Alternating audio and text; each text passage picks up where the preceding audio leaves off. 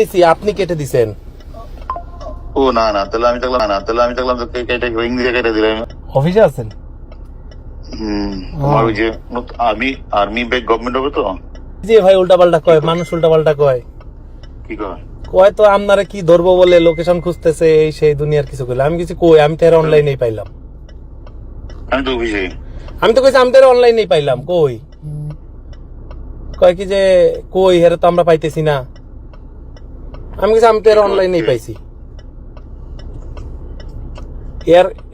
Air commander Rafiu কইতেছে।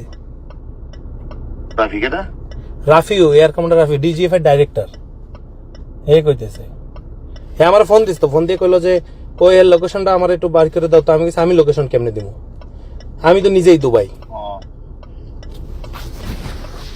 ঠিক আছে, তুমি মানে আমার কথা হলো তোমার সম্পর্কটা তুমি বললো আমাদের কথা যে আমরা তো সরকারের দাস, তাই না?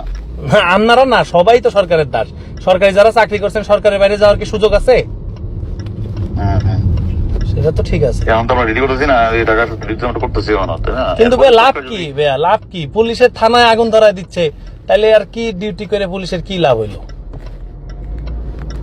ওইটা কি কি করবা, মানে এটা তো মানে যুগে যুগে হবে এরকম, তাই না? থানায় আগুন ধরায় দিতেছে, ডিসিরা সব পালায় রয়েছে। 2-3 জন ডিসির সাথে কথা হইলো ডিবির, আমরা তো ভাই পালায় রয়েছি, গাড়ি পুরাই দিছে আমাদের।